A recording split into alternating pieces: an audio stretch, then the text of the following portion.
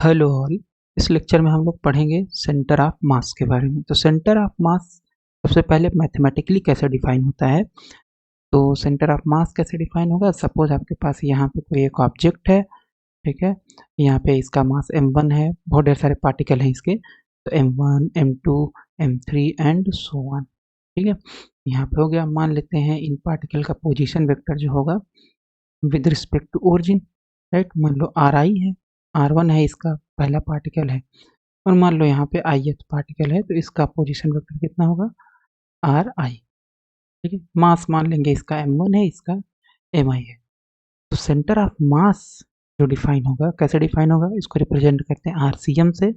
ये होता है m1 r1 plus m2 r2 plus and so on mn rn divided by m1 plus m2 plus and so on mn। इसी को बोला जाता है सेंटर ऑफ मास।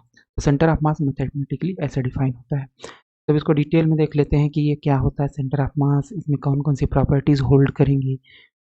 तो सबसे पहले centre of mass. Centre of मास हमारे पास क्या है, तो ये हमारे पास एक कोई सिस्टम है, इसमें मान लेते हैं कि n पार्टिकल सिस्टम है ये। तो यहाँ पे 1 2 3 4 5 एंड सो ऑन, और यहाँ पे मान लेते हैं ith पार्टिकल है। तो ith पार्टिकल का जो पोजीशन वेक्टर है वो है आपके पास ri, ठीक है। तो सेंटर ऑफ मास कैसे डिफाइन होगा, m1 r1 plus m2 r2 plus and so on plus mn rn divided by m1 plus m2 plus and so on mn।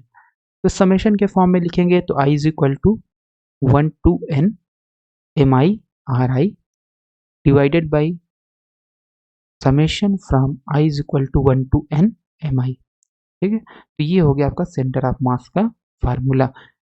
Centre of मास का जो पोजीशन वेक्टर होगा, तो सेंटर ऑफ मास होता क्या है, basically अगर किसी ऑब्जेक्ट के ऊपर आप फोर्स लगाओगे तो ऐसा प्रतीत होगा कि उसका जो फोर्स आपने लगाया, उस ऑब्जेक्ट के ऊपर जो आपने फोर्स लगाया है वो उसके एक पॉइंट पे काम कर रहा है, और वो पॉइंट क्या होता है, सेंटर ऑफ मास होता है। तो ये फिजिकल सिग्निफिकेंस हो गया। और सेंटर ऑफ मास का जो पोजीशन वेक्टर होगा वो इस तरीके से आएगा, ठीक है। तो if centre of mass is equal to zero, यानी position vector of centre of mass अगर जीरो है, तो इस इक्वेशन से हमें पता है mi ri अपन mi is equal to zero, sorry. तो अब क्योंकि ये जीरो है तो इसका मतलब ये इधर मल्टीप्लाई हो जाएगा, और ये आ जाएगा आपका summation mi ri is equal to zero. That is centre of mass is a point in space about which the sum of moments of mass points is zero, ठीक है। मोमेंट्स ऑफ मास पॉइंट का मतलब है कि mass multiplied by position vector, और ये सभी particle के लिए करके ऐड कर देंगे, ठीक है। जैसे m1 r1 plus m2 r2 plus and so on. तो सेंटर ऑफ मास के about moment of the mass, ये जो टर्म इसको क्या बोलते हैं, moment of the mass is always zero. अब क्वेश्चन था वेलोसिटी क्या होगी सेंटर ऑफ मास की। तो सेंटर ऑफ मास की वेलोसिटी कैसे डिफाइन होती है, पोजीशन वेक्टर जो है उसका टाइम डेरिवेटिव। तो हमारे पास ये है आरसीएम, आरसीएम का टाइम डेरिवेटिव निकाल लेंगे तो D RCM upon D T is equal to, दोनों तरफ इस तरफ भी टाइम डेरिवेटिव करेंगे, इस तरफ भी टाइम डेरिवेटिव कर देंगे, तो ये हो जाएगा आपका इतना, और इधर आ जाएगा क्योंकि इसमें सब कांस्टेंट है, मास भी टाइम के साथ चेंज नहीं हो रहा है, कुछ भी नहीं। तो इसमें जो चेंज हो रहा है पोजीशन वेक्टर टाइम के साथ चेंज हो रहा है, तो इसलिए हमारे पास यहाँ पे ये एक बार हमने लिख दिया है ऐसे। और क्योंकि ये मास कांस्टेंट है तो ये वाला टर्म, डिनोमिनेटर का टर्म बाहर आ जाएगा डिफ्रेंसिएशन से, और यहाँ पे ये जो है आपके पास mi भी बाहर आ जाएगा क्योंकि मास कांस्टेंट है, समीशन के अंदर डिफ्रेंसिएशन चला जाएगा। तो इसका मतलब ये हो जाएगा D R I upon D T, और ये टर्म क्या होता है, D by D T of position vector is equal to the velocity. तो ये हो जाएगा आपके पास वी आई, ठीक है। सेंटर ऑफ मास की जो वेलोसिटी होगी वो कितनी आ गई, M I V I upon M I summation M I, M one V one plus M two we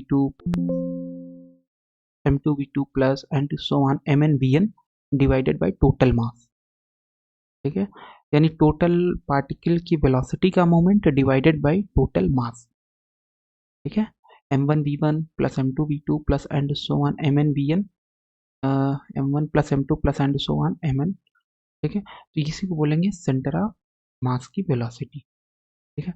आपको पता है कि मोमेंटम कैसे डिफाइन होता है, मोमेंटम डिफाइन होता है मास टाइम वेलोसिटी। अगर हम ध्यान से देखें, ये पहले पार्टिकल का मोमेंटम, ये दूसरे पार्टिकल का मोमेंटम एंड सो ऑन, ये nth पार्टिकल का मोमेंटम है। तो ये बेसिकली ये जो न्यूमरेटर में टर्म है, ये क्या चीज़ है, ये है total momentum of the n particle system, ठीक है। So this term is total momentum of n particle system and this term is total mass of the system, ठीक है। तो मान लेते हैं, सो p आपका कैपिटल P आपका टोटल मोमेंटम है, टोटल लीनियर मोमेंटम, ठीक है, ऑफ सिस्टम, एंड मान लेते हैं कि total mass of the system कितना है, कैपिटल M है, ठीक है। तो यहाँ पे अगर हम रख दें तो VCM इज इक्वल टू, ये हो जाएगा total linear momentum capital P, और ये टर्म हो जाएगा टोटल मास। तो VCM is equal to capital P upon M, so P is equal to MVCM from conservation principle of linear momentum if external force is zero, total linear momentum will remain conserved।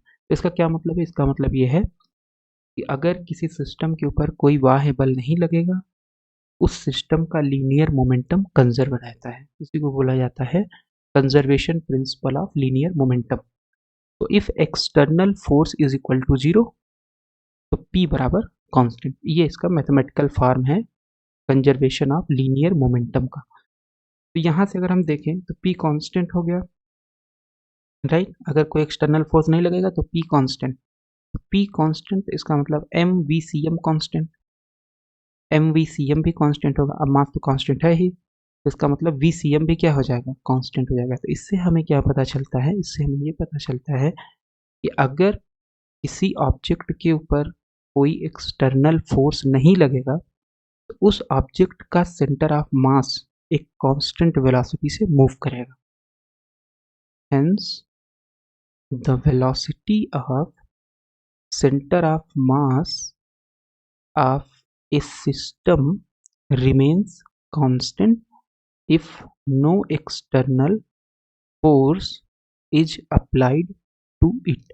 अगर किसी system के ऊपर कोई external force नहीं लगेगा तो उस system का जो सेंटर ऑफ मास की वेलोसिटी है वो कांस्टेंट रहेगी। जब वेलोसिटी कांस्टेंट होगी तो इसका मतलब एक्सीलरेशन जीरो हो जाएगा, ठीक है। अब बात कर लेते हैं एक्सीलरेशन ऑफ सेंटर ऑफ मास। तो हमें वेलोसिटी पता है, वेलोसिटी को डिफ्रेंशिएट कर देंगे तो हमें एक्सीलरेशन मिल जाएगा। तो सेंटर ऑफ मास की वेलोसिटी क्या होती है, MI/VI summation MI/VI divided by summation MI।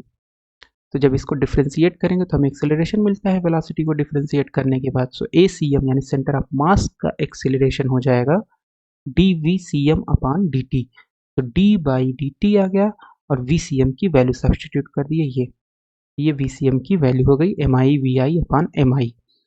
तो ACM बराबर आ गया, ये तो कांस्टेंट है, मास चेंज नहीं हो रहा है, तो ये डिनोमिनेटर टोटल बाहर आ जाएगा, डिफ्रेंसिएशन केवल न्यूमरेटर का होगा, और न्यूमरेटर में MI भी कांस्टेंट है। इसका मतलब डिफ्रेंसिएशन जो होगा वो चला जाएगा यहाँ पे, राइट। सो ये हो जाएगा MI/dVI अपॉन DT। इसका मतलब ACM आ गया 1/σMI।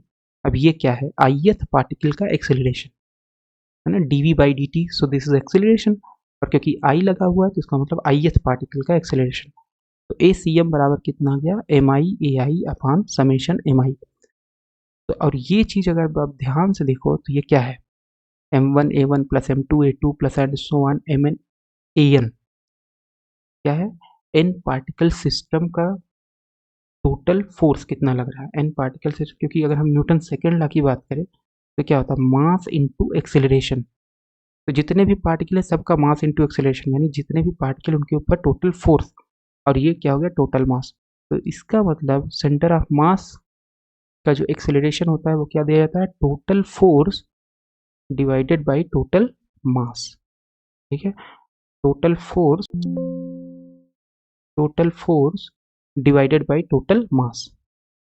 अगर टोटल फोर्स जीरो है सिस्टम के ऊपर। सपोज अगर टोटल फोर्स 0 है तो क्या होगा, यहाँ पे 0 हो जाएगा। सो 0 upon total mass, 0 divided by total मास। अब क्योंकि ये 0 डिवाइड करोगे तो इधर आ जाएगा 0, तो इसका मतलब ACM बराबर 0। अगर टोटल फोर्स 0 है किसी सिस्टम पे, तो उस सिस्टम का जो सेंटर ऑफ मास का एक्सेलरेशन होगा वो क्या होगा, 0।